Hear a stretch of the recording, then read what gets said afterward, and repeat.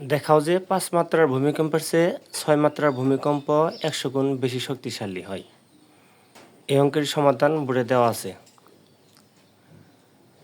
যে 5 মাত্রার ভূমিকম্পের তীব্রতা I5, 6 মাত্রার ভূমিকম্পের তীব্রতা I6, আদর্শ ভূমিকম্পের তীব্রতা S। তাহলে আমরা জানি ভূমিকম্পের মাত্রা হচ্ছে log 10 I/S। তাহলে প্রথম শর্ত মতে দেওয়া আছে এখানে 5 মাত্রার ভূমিকম্পের তীব্রতা log 10 I5/S = 5। তাহলে লগটা আমরা বাদ দিয়ে দিব, তাহলে এই পাশে 10টা অবশ্যই বৃদ্ধি হবে, এখানে 5 পাওয়ার হয়ে গেল। তাহলে I5/S = 10⁵ এক নং সমীকরণ। আবার দ্বিতীয় শর্ত মধ্যে দেওয়া আছে 6 মাত্রার ভূমিকম্পের মাত্রা। 6 মাত্রার ভূমিকম্পের মাত্রা সূত্র হচ্ছে log 10 I6/S = 6। তাহলে লগটা আমরা ভেনিশ করে দেব, তাহলে 10 যায় অবশ্যই বৃদ্ধি হবে, 6 পাওয়ার হবে। তাহলে I6/S = 10⁶ 2 নং সমীকরণ। তাহলে এক নংকে আমরা 2 নং বড়, 1 নং ছোট, 2 নংকে 1 নং দ্বারা ভাগ করব। তাহলে 2 নং ভাগ 1 নং,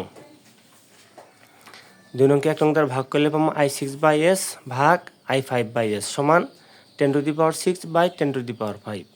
তাহলে I6/S এর সাথে I5/S ভাগ আছে, আমরা গুণতে উল্টাইলাম, তাহলে SS কাটা। তাহলে I6/I5 = 10⁻, আর ভিত্তি 10, আমি একটা 10 নিলাম, তাহলে উপরে পাওয়ার আছে 6, নিচে আছে 5, তাহলে এটা ভাগ আছে, ভাগ তাহলে পাওয়ারগুলি বিয়োগ হবে।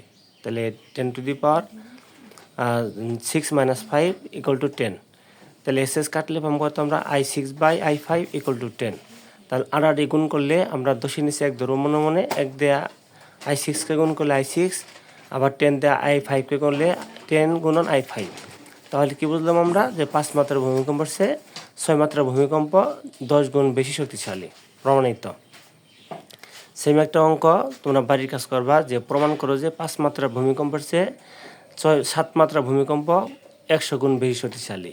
আমরা যেভাবে প্রমাণ করলাম যে 5 মাত্রা চেয়ে 6 মাত্রা 10 গুণ শক্তিশালী, সেমভাবে আমরা 5 মাত্রার ভূমিকম্পের চেয়ে 7 মাত্রার ভূমিকম্প 100 গুণ শক্তিশালী, সেটা প্রমাণ করবো আমরা।